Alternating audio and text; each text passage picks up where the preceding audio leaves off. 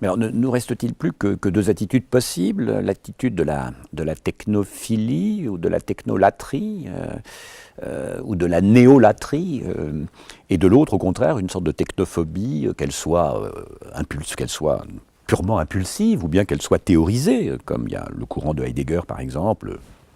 Technophobe, c'est peut-être réducteur, mais néanmoins, est-ce que nous avons le choix entre d'un côté reconnaître à la technique une positivité et de l'autre avoir une sorte de méfiance, voir dans la technique déshumanisante? Non, bon, pour ma part, je pense que il faut pas abdiquer. Hein.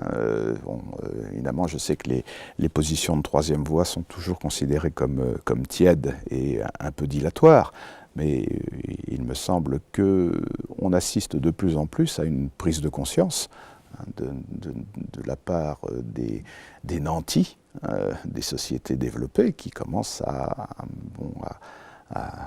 considérer qu'on s'achemine vers un monde insoutenable, vers un bonheur insoutenable. Moi, je suis attentif à tous ces objecteurs de croissance qui, à leur manière, quelquefois un peu naïve ou malheureusement parfois aussi quelquefois fanatiques, sont en train d'inviter à repenser la technologie dans un sens qui n'est pas celui de la déshumanisation. Il peut y avoir une technologie non déshumanisante. Maintenant, on retombe dans les vieux combats de toujours. À quelles conditions une technologie faite pour réparer un homme pourra-t-elle résister à son augmentation? Comment faire pour que ce qui sert la cause d'un tétraplégique ne serve pas la cause d'un individu qui voudrait s'arroger la possibilité de contrôler un autre individu, grâce à la maîtrise des ondes électromagnétiques en l'occurrence. Il me semble que le développement d'une réflexion éthique dans les sociétés technologisées est un indice qu'on ne va pas abdiquer aussi facilement. Et l'éthique, c'est cette tentative toujours pour essayer de placer le curseur au bon endroit et de se dire qu'il n'est pas absolument obligatoire que nous réalisions tout ce que nous pouvons techniquement réaliser. La loi de Gabor. C'est la loi de Gabor, effectivement.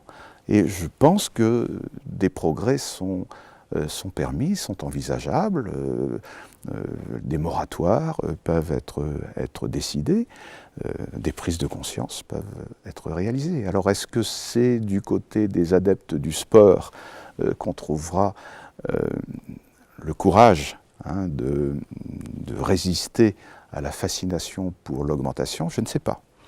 D'ailleurs, le sport qui peut quand même, tout au moins une certaine conception du sport, maintenir la part, par exemple, de l'aléa. On ne peut pas réduire l'aléa simplement par des modélisations, quelles que soient les tentations à cet égard. Prenons par exemple le ballon de rugby et la course d'un ballon de rugby, qui est fondamentalement aléatoire, qui échappe au déterminisme, disons, simple. C'est peut-être une belle image, ça, d'ailleurs.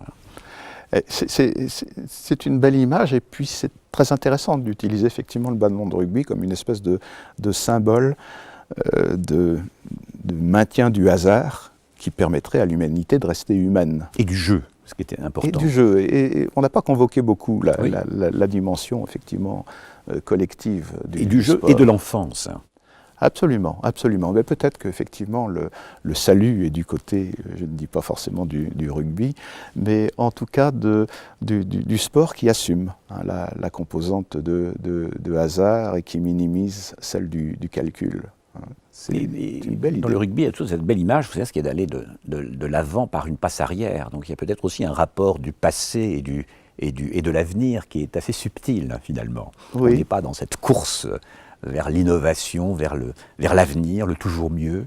Oui, j'ai entendu il n'y a pas très longtemps Wilkinson qui faisait l'apologie de la mécanique quantique en disant que dans sa pratique de rugbyman, il investissait sa culture en matière de physique quantique, c'est-à-dire de cette physique du hasard.